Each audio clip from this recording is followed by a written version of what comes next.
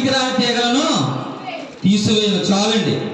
ఈ యోహాను సువార్త 15వ అధ్యాయంలో కూడా ఇక్కడ యవ్వనస్తుల గురించే కాదు, పెద్దవారికి, మొత్తం అందరికీ, ముసలి వాళ్ళకి, పెద్దవాళ్ళకి, చిన్నవాళ్ళకి, ప్రతి వయసులో ఉన్న వాళ్ళకి కూడా సమాధానం వచ్చింది. యోహాను సువార్త 15లో ఏమని సమాధానం ఇస్తుంది? నేను ద్రాక్షావళిని, అందులో ఫలించే తీగలను నేను ఉంచుతాను, ఫలించిన తీగలు తీసేస్తా. ఎందుకంటే పనిచేయు, ఫలించిన తీగలు పనిచేయు, చచ్చిపోతాయి.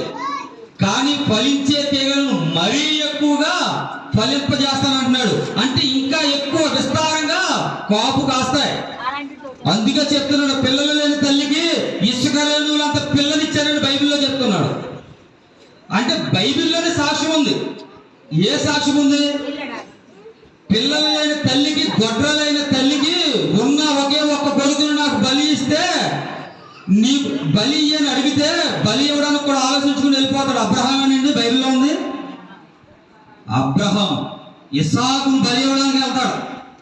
అలా బలి ఇచ్చేటప్పుడు దేవుడు ప్రత్యక్షమై అంటాడు, నువ్వు నీకున్న ఏకైక కుమారుడు నాకు బలి ఇవ్వడానికి కూడా నువ్వు ఆలోచించలేదు కాబట్టి నీ యొక్క సంతానాన్ని ఇసుక రేణువులంతా విస్తారమైన సంతానంగా చేస్తానన్నాడు. యవ్వనస్తులైనా పెద్దవాళ్ళైనా ఎవరైనా అంతే.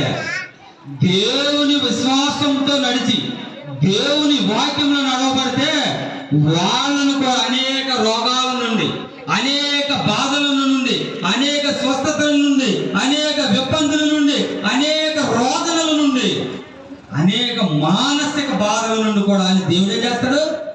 ఆయనే ముందు నడిపిస్తాడండి. మీకు ఎలాంటి బాధలు వచ్చినా, రోగాలు వచ్చినా, ఏమొచ్చినా ముందు వచ్చేది ఎవరికి? మనకు కాదు. మన విశ్వాసంతో ఉంటే ముందు మనకు వచ్చే రోగం దేవుడి దగ్గరికి వెళ్తుంది.